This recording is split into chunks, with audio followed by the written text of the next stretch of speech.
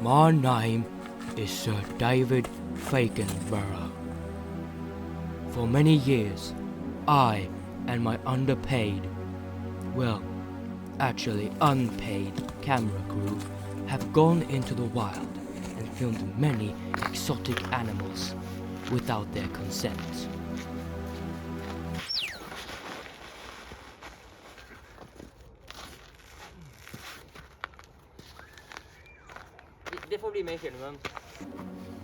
I have seen the most extreme and traitorous of this world, from tropical diseases, nocturnal predators, and conservative climate change denialists. But now I will venture into the most extreme habitat left, a secluded area in the riverhill reserve called IM. For years I have read about this extraordinary place, and for the first time ever I am going there, so I can film more animals minding their own business. This is The IM, narrated by David Fakenborough and broadcasted by the CCB.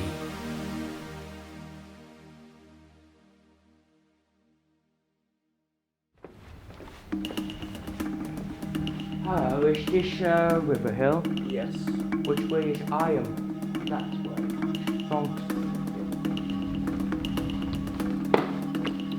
And now we are finally here, what we have all been waiting for. I, Sir David Fakenborough, will now show you all the odd animals that inhabit the IM. The IM is a secluded area of caves, lockers, and flat screens, a perfect fit for the animals that inhabit it. The first animal we found were these crimes against nature. These crimes against nature are called outdated meme screamers. They are known for their ear-piercingly irritating noises. Watch this. Sheesh. We are not sure why they make these sounds. It may be a territorial display, or it may be a mating call. These are members of the extremely rare and secretive species known as girl. We know extremely little about this particular species. There may be less than 10 left in the IM area.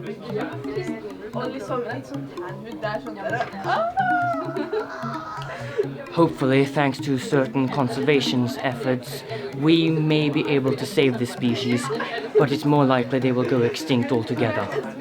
Finding out more will require extreme observation, like so.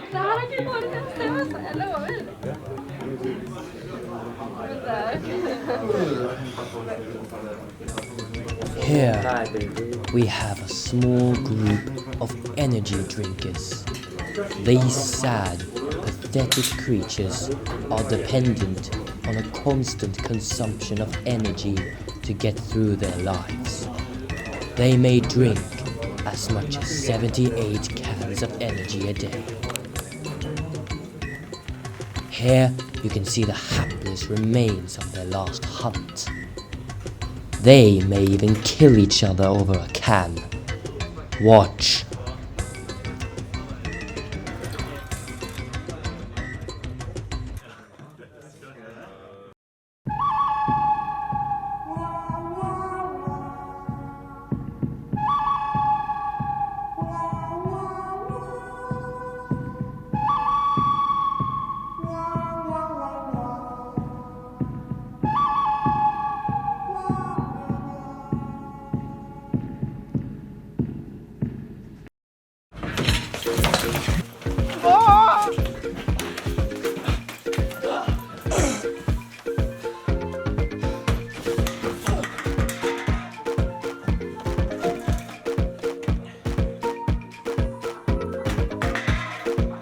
Absolutely barbaric.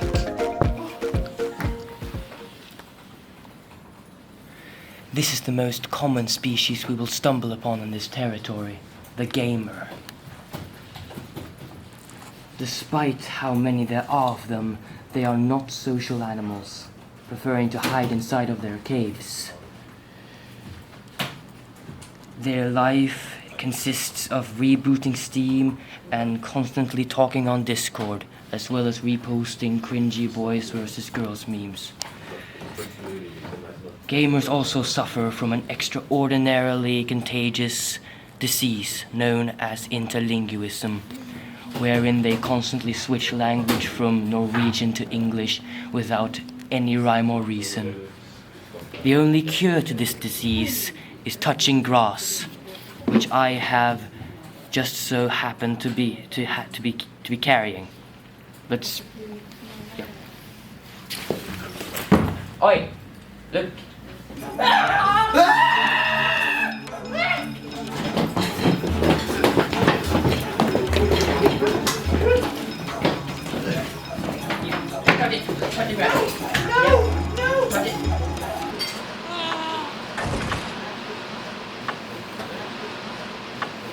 Well, he's touching grass in heaven now.